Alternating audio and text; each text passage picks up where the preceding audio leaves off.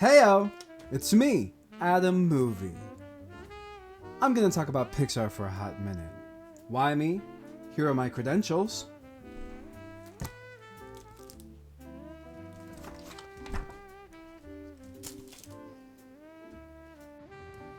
Pixar's high standard of quality is famous in the entertainment industry, but even the best misses the mark on occasion. Before the days of controversial blemishes like The Good Dinosaur or Turning Red, the black sheep of the Pixar pantheon has always been the Cars franchise. The first time I saw Cars was at the drive-in theater with my family and some of my cousins. We watched in delight at the silly talking cars, while the themes of small-town values went completely over my head, and I took a nice little nap right before the big race at the end. On the car ride home, my dad tried his best to explain to me what happened, but it just didn't beat when we got the DVD, and I saw it myself for the first time. Ever since that day, every rewatch of the original Cars has revealed more and more to me that I missed the first time around. From background gags like the contrails being tire tread marks to, the bugs being, bugs, like bugs. Yeah. And to the nostalgic emotions hitting harder and harder the more I aged and matured. It's one of the film franchises that keeps on giving from my childhood to my adulthood.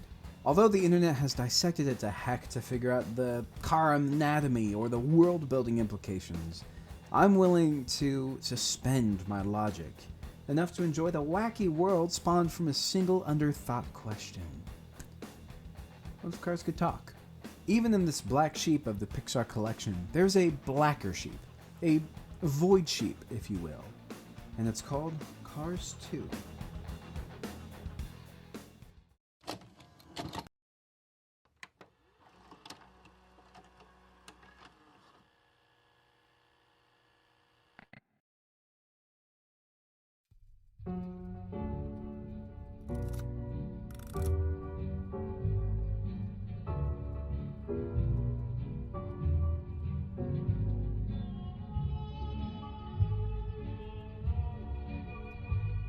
So, why the hate? Well, one big reason is cringe. A lot of people just point out, overall it gives a cringy vibe. There's a part where Mater does yellowface, and that's not great. Let's cancel Mater. Hashtag cancel Mater. There's also the whole wasabi bit, Mater making a fool of himself. The oil spill, that whole scene at the party where he is being a redneck, Speaking loud and inappropriately, being that friend we all don't want to be associated with. It really makes us sympathize with Lightning McQueen, wouldn't you say? Maybe. Maybe the filmmakers are onto something, huh? Maybe they know what they're doing. There's the whole miscommunication at the race where Mater gives Lightning the wrong advice during it because he's talking to someone else on the headset. It's a mess, It goes along with the constant spy misunderstandings. He's trying to tell him he's a tow truck. They aren't understanding him or not believing him. It's a whole thing. The convolution of the plot essentially drives a lot of people away because it's so cringe. And along with cringe, there's also a feeling of being annoying. People don't love to hear the voice of Larry the Cable Guy for a long time, so when he's the main character, it gets stressful. Fun fact, I once successfully gaslit Drew into believing that Larry the Cable Guy did not voice Mater in this particular movie. I made him think he was just someone else doing a really good impression. I will always cherish that memory. And this one might just be me, but I was annoyed that there was no original short before this one. There was the Hawaiian Vacation, but that was just a Toy Story short. There's nothing original, and I'm a huge fan of the original stuff. I think the most recent one we got was Piper, which was, Onward? Ever since the streaming stuff happened during COVID, like Soul and Luca, all those, they didn't get shorts. And I'm really hoping for Elemental, fingers crossed. A lot of people seem to not like it because it doesn't hit you in the feels like a lot of Pixar films, which seems to be one of their staples. It's how you know it's Pixar. There's tears. You cry. I cried when Dory found her parents. Some people cried when Bing Bong died. I'll get to this movie in a bit. There's also a lot of disturbing questions in the Cars franchise that people take issue with. This is something popular from the first Cars. A lot of people think this has conceptual flaws as well. Shifting focus from the main character to the side character for a sequel is a bold move. It's risky. And it only works if the side character has great depth and we already care about them a lot. Cars 2 was perhaps too bold, to ask us to grow to care for a character with heretofore little depth. Also, people wanted more race car shenanigans. The world circuit is neat, but not the movie's focus. Instead, we get a plot that, according to most, didn't necessitate them being cars. Cars 3 is great and it scratched that race car itch. I mean, even I've made the joke that when I have kids, I'm going to Photoshop Cars 3's case to say Cars 2 and just not tell them about Cars 2. I've made that joke before, but I was wrong. Looking back, I was wrong. Do cars eat and drink? There's a crabbing boat at the beginning, right? And the big ship says, "What are you doing here?" And he says, "I'm crabbing."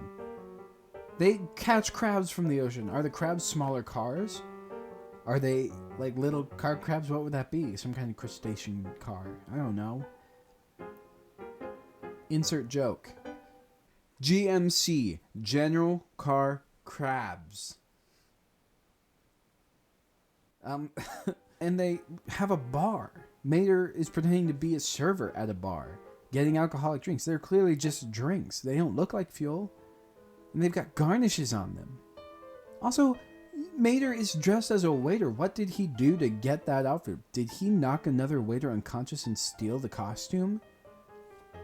Maybe that's foreshadowing. That's him being James Bond. The filmmakers know what they're doing.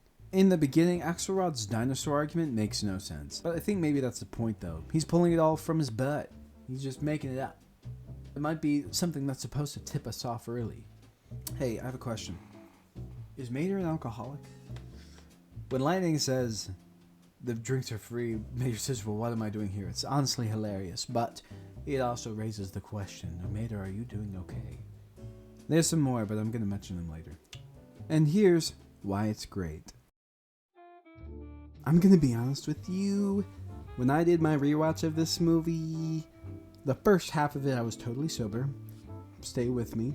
Second half, I had like 1.5 pina coladas. And I don't regret anything. You got the concept and the creativity of it. I tell you, the spy cars is just a great idea. I love it. They say, what else is cars? And they say spy cars. And it spawns this whole movie. That tickles me so much. Turn into boats and helicopters and spaceships and I don't know. It's just so fun. Shooting guns. A gun on a car. And the spy plot is really good. Like, I'm invested the whole time. It's such a great conspiracy. These lemons being in secret organization and targeting Mater. So silly. So wonderful. And the actual bad guy twist, way better than most of Pixar's or Disney's twist villains. Honestly, Pixar does it better than Disney most of the time. I think a world racing circuit is a great evolution for McQueen. And the first race is actually fun and entertaining to watch. McQueen getting to utilize the dirt track is such a great payoff from the last movie. Using Mater as the main character to prove a fool's worth is an admirable idea. And it couldn't have been another character and still communicated it so well. Hot take, hot take, hot take alert! This movie did the characters go on a world tour amidst international spy shenanigans way before Muppets Most Wanted. Yet that one is beloved while this one's hated. Show me the justice in that. So why did they have to be cars? Maybe they didn't. This is the answer to the previous objection. But if they were humans, it couldn't be a kid's film. What would it be about? What would the lemons represent? The elderly? The disabled community? I think the world circuit and them being lemons is more than enough justification for them to be cars. Also, planting bombs that kill race car drivers? According to some sources, the body count for this movie is 308. Imagine those were humans. Human beings in the children's film being slaughtered. Being cars gives us the barrier necessary to digest the advanced concepts and themes. And it's fun. It's fun to see cars talk, stick out their tongues, and die. There, I said it. This isn't a defense of the whole franchise, but I might as well put it here. The soundtrack. That theme is a banger. That thing gets me going every time it plays in the movie. I'm like, yes, these are spy cars. I love it so much. Michael Giacchino, he did it. He made it so good. It even sounds good on uke.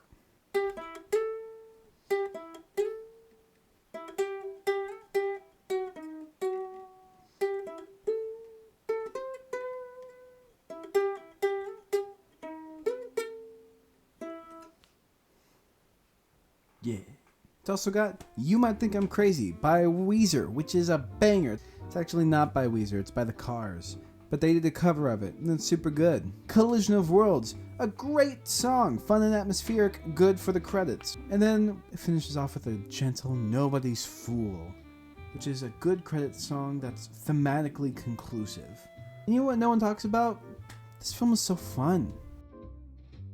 And hey, these are just examples from across the movie, but they're representative of an overall atmosphere of just a fun time. And you know, every time one of these jokes came up, I just jotted it down. And clearly I was having a good time the whole way through. It has my favorite question-answer jump cut of all time. Wunderbar. With Finn McMissile gone, who can stop us now?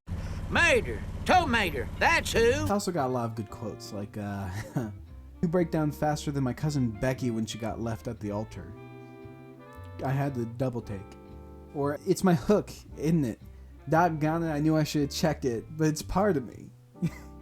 That's so good. My dad belly laughed at the wasabi part. My family, that is a stamp of honor. When he belly laughs so hard we have to pause the movie. Happened in Hitchhiker's Guide, happened in Galaxy Quest, happened in this. I love seeing Luigi and Guido go home.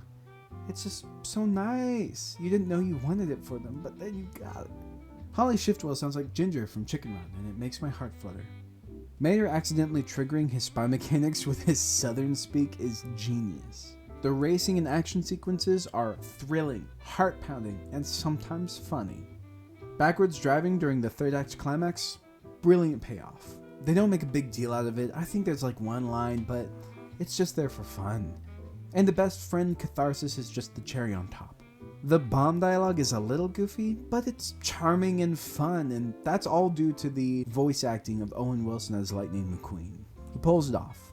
Mater getting knighted is the good ending, and the Queen McQueen McMissile bit is good.